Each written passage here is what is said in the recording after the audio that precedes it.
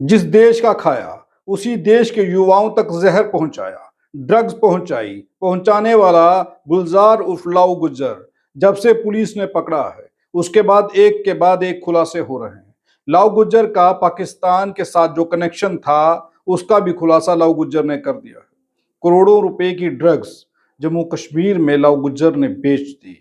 आप ये सोचिए कि लाऊ गुज्जर ने क्वांटलों के हिसाब से ड्रग्स बेची है, और कितने युवाओं की इससे मौत हुई होगी, कितने परिवार उजड़ गए, कितने परिवारों का चिराग बुझ गया, इसका अंदाजा लगाना मुश्किल है, लेकिन नामुमकिन नहीं।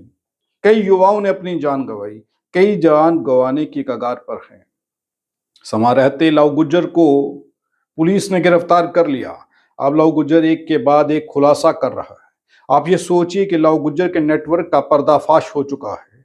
अब पुलिस ने कार्रवाई की है। डीसी के सख्त निर्देश हैं कि कोई भी ऐसा नशे का तस्कर बचना नहीं चाहिए। पिछले दिनों में एसएसपी जम्मू की प्रेस कॉन्फ्रेंस भी आप सब ने सुनी। उन्होंने भी कहा कि जिस इलाके में नशे के तस्कर हैं, या तो थानेदार वहां रहेगा या फिर नशा तस्कर। अब उन पर तुरंत कार्रवाई करनी होगी, और कार्रवाई शुरू हो गई।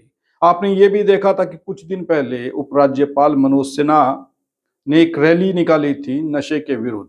100 दिन का अभियान चलाया गया है। 100 दिन के अंदर अंदर नशे को खत्म करना है। क्या ये पॉसिबल होगा? ये पहला सवाल है। लेकिन चलिए, देर आए दुरुस्त आए, किसी ने तो पहल की। अब पहल हुई है। लाऊ गुज्जर के बाद अब एक के बाद एक ड्रग पेडलरों के घरों के ऊपर पंजा चलने लगा है। आज ही की खबर है कि निक्की तवी में जिस नशे के तस्कर के घर के ऊपर पंजा चला है, ये ना तो पहला घर है और ना ही आखिरी है। अब नशा तस्करों को किस तरीके से उनके ऊपर काबू पाया जाएगा, किस तरीके से बेनामी संपत्ति या फिर ड्रग्स का कारोबार करके उन लोगों ने जो गाड़ियां खरीदी हैं, लाखों करोड़ों की प्रॉपर्टी बनाई है, उस सब को अब तहस नहस किया जाएगा और नशा तस्करों को जेल में डाल दिया जाएगा। अब कार्रवाई तेज कर दी गई है, और जिस तरीके से ये कार्रवाई शुरू हुई है, लगता है कि कुछ तो राहत मिलेगी। लेकिन सवाल फिर से एक ये है कि लाऊ गुज्जर के पाकिस्तान तक जो लिंक थे, और लाऊ गुज्जर पाकिस्तान से जम्मू कश्मीर में या फिर दूसरे राज्यों में, पंजाब जैसे राज्यों में जहां पर वो नशे की जो खेप आती थी उसे रिसीव करता था, इसमें किन लोगों का उसे संरक्षण था? कौन लोग लाऊ गुज्जर की सपोर्ट कर रहे थे? कौन लाऊ गुज्जर को बचा रहे थे? उनके परिवार, उनके जो रिश्तेदार हैं, लाऊ गुज्जर के जो रिश्तेदार थे, उनके घरों में भी दबिश दी गई है, उनके ऊपर भी शिकंजा कसा गया है। लेकिन सवाल ये भी है कि प्रशासन में वो कौन सी काली भेड़ें हैं, कौन सी ब्लैक शीप्स हैं जो लाऊ गुज्जर के साथ मिलकर के उसके इस सारे गोरखधंधे को चलाने में उसकी मदद कर रही थी।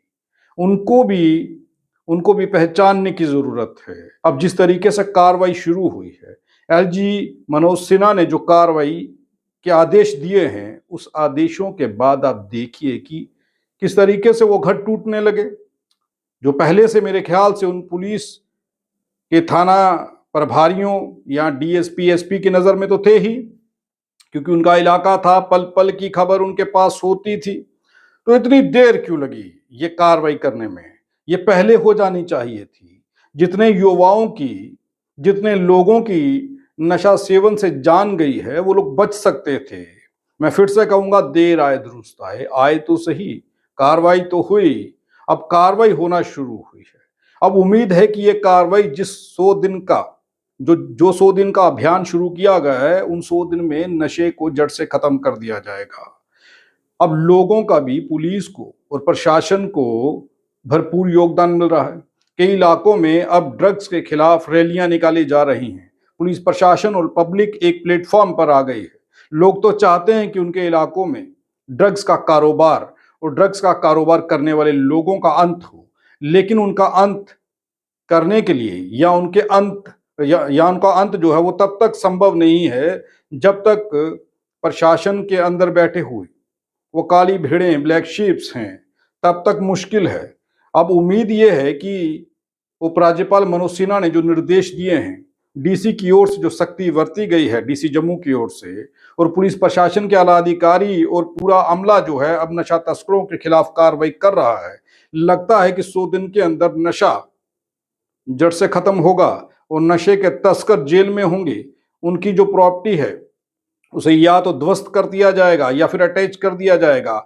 ये जो सब होना चाहिए था बड़ी देर पहले, अब हो रहा है। लेकिन जो हो रहा है ये 100 दिन के अंदर क्या संभव है कि ऐसा हो पाएगा? तो क्या सिर्फ 100 दिन तक ही ये चलेगा? 100 दिन के बाद ये रुक जाएगा या फिर कंटिन्यू रहेगा? अगर कंटिन्यू रहेगा तो नशा तस्कर और नशे के तस्करी से बनाए हुए अपने आलीशान बंगले और गाड़ियां और बेनामी संपत्ति जो नशा तस्करों ने इकट्ठी की है, उस सब को जमींदोज कर दिया जाएगा, उसे खत्म कर दिया जाएगा। तभी तो नशा तस्करों की कमर टूटेगी।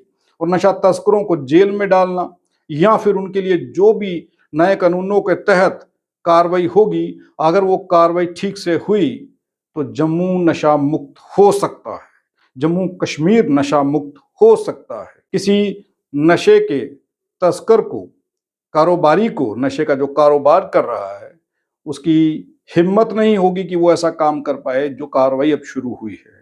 तो मुझे उम्मीद है, हम लोग ये जानते हैं कि पुलिस प्रशासन अगर अपनी पे आए और अगर उपराज्यपाल मनोज सिन्हा अपनी पर आ जाएं और जम्मू कश्मीर के लोग अगर इनके साथ मिलकर के इस जहर का, इस बीमारी का, इस कैंसर का इलाज करना चाहें तो ज्यादा समय नहीं लगता। एक ही दिन में ये सब कुछ हो सकता है। उम्मीद ये है कि अब ये मुहिम रुकेगी नहीं।